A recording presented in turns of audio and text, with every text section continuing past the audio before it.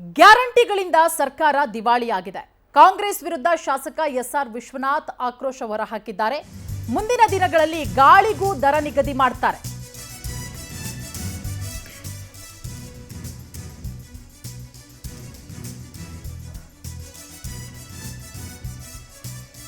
ಕಾಂಗ್ರೆಸ್ ಸರ್ಕಾರದ ವಿರುದ್ಧ ತೀವ್ರ ಆಕ್ರೋಶ ವ್ಯಕ್ತವಾಗ್ತಾ ಇದೆ.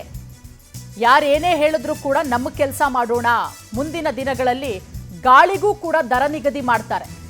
ಜನರಿಗೆ ದಿನಕ್ಕೊಂದು ಬೆಲೆ ಏರಿಕೆ ಬರೆ ಎಳಿತಾ ಇದೆ ಈ ಸರ್ಕಾರ.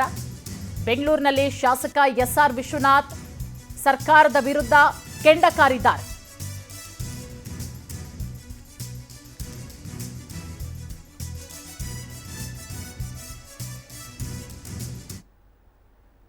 ಏನ್ ಬೇಕಾದ್ರೂ ಯಾವ ದರ ಈ ಕಾಂಗ್ರೆಸ್ ಸರ್ಕಾರ ಮಾಡಿಲ್ಲ ಹೇಳಿ.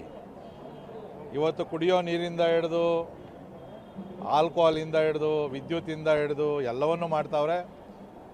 ನಮಗೂ ಕೂಡ ಮೊದಲನೇ ನಿರೀಕ್ಷೆ ಇತ್ತು, ಇವರು ಕುಡಿಯೋ ನೀರಿಗೂ ಮಾಡ್ತಾರೆ ಮತ್ತು ಕುಡಿಯೋ ಗಾಳಿಗೂ ಕೂಡ ಮುಂದೆ ಟ್ಯಾಕ್ಸ್ ಹಾಕ್ತಕ್ಕಂಥ ಸರ್ಕಾರ ಇದು. ದಿವಾಳಿ ಎದ್ದೋಗಿದೆ ಇದು.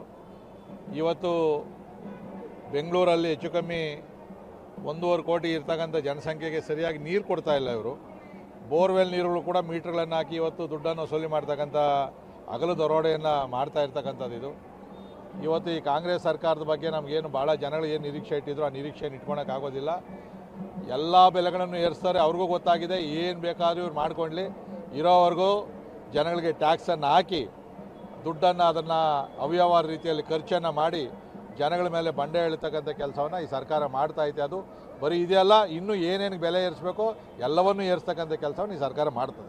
ಸರ್, ಯಾವ ದರ ಈ ಕಾಂಗ್ರೆಸ್ ಸರ್ಕಾರ ಮಾಡಿಲ್ಲ ಹೇಳಿ.